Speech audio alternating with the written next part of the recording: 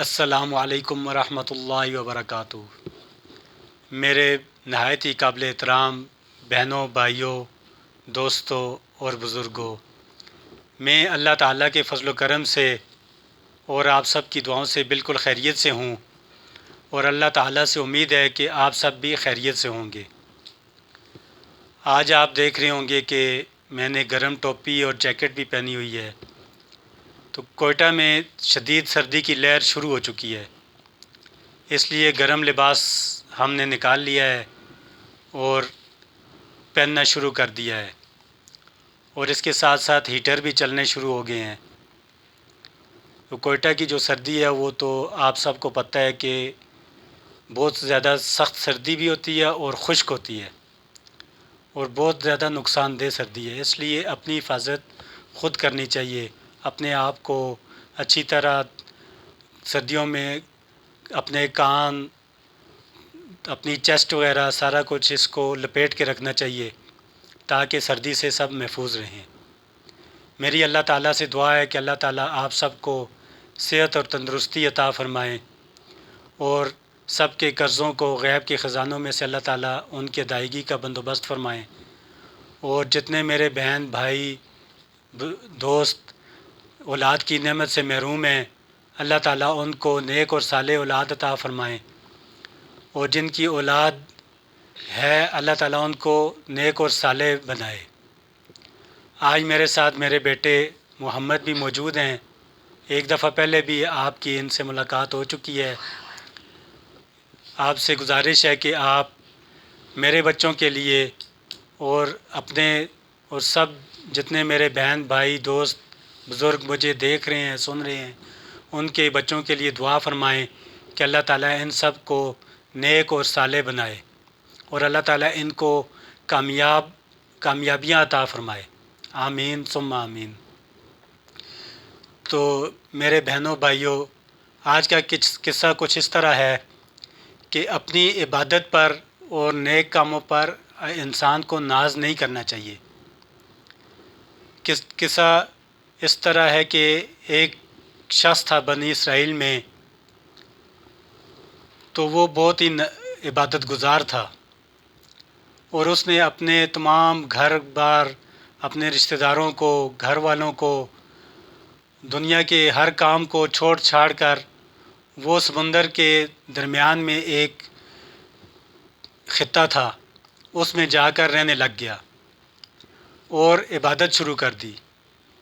وہ 24 گھنٹے اللہ تعالیٰ کی عبادت میں گزارتا تھا۔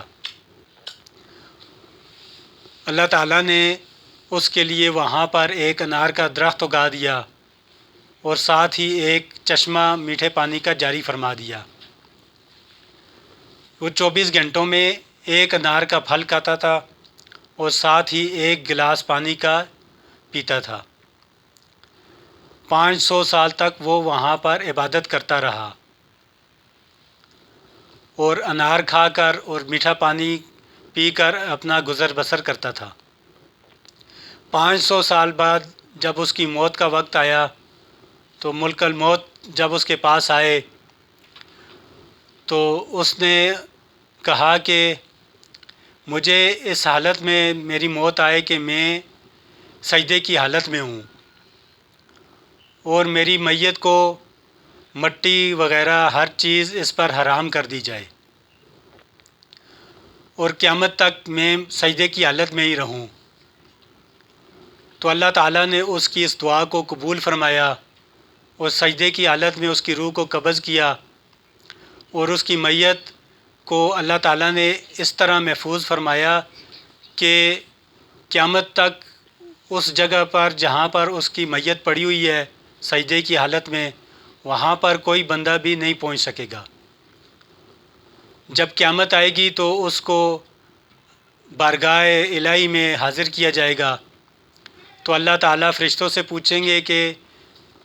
اللہ تعالیٰ فرشتوں سے فرمائیں گے کہ میرے اس بندے کو میری رحمت کے ساتھ جنت میں داخل کر دو۔ تو وہ عابد جو ہے وہ عرض کرے گا کہ یا اللہ،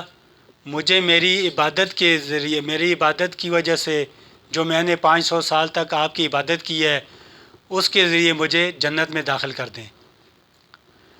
تو پھر اللہ تعالیٰ فرشتوں کو فرمائیں گے کہ اس کو میری رحمت کے ساتھ جنت میں داخل کر دو۔ تو وہ دوبارہ عرض کرے گا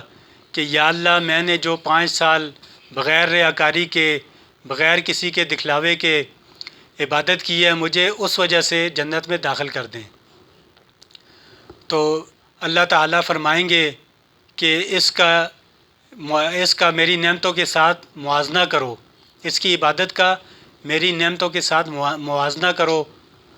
تو جب اس کا موازنہ شروع کیا جائے گا تو سب سے پہلے جو اللہ تعالیٰ نے اس کو دیکھنے کی نعمت عطا فرمائی، بینائی عطا فرمائی، تو اس کا حساب کیا جائے گا۔ تو اس کی 500 سال کی عبادت صرف اس دیکھنے کی، بینائی کی نعمت میں چلی جائے گی۔ پھر باقی نعمتیں، ناک، کان، دل، دماغ، پاؤں، یہ سب نعمتیں باقی رہ جائیں گی، ان کا موازنہ، ان کا مواخذہ باقی رہ جائے گا۔ تو پھر اللہ تعالیٰ اس کو فرشتوں کو فرمائیں گے کہ اس کو میں نے جو سمندر کے درمیان میں انار کا پھل کھلایا 500 سال تک اور میٹھا پانی اس کو مہیا کیا، اس کا موازنہ کیا جائے۔ تو وہ 500 سال کی عبادت تو ایک ہی نعمت کے بدلے میں چلی جائے گی۔ تو اللہ تعالیٰ فرشتوں کو فرمائیں گے کہ اس کو جہنم میں پھینک دو۔ تو فرشتے اس کو گھسیٹ کر جہنم کی طرف لے کر جا رہے ہوں گے،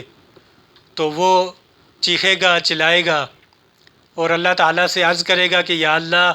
آپ اپنی رحمت کے صدقے مجھے جنت میں بھیج دیں۔ تو اللہ تعالیٰ اس کی طرف متوجہ ہوں گے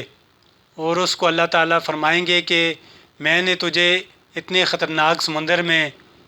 تو جب عبادت کرتا تھا وہاں پر تیرے لیے انار کا درخت اگایا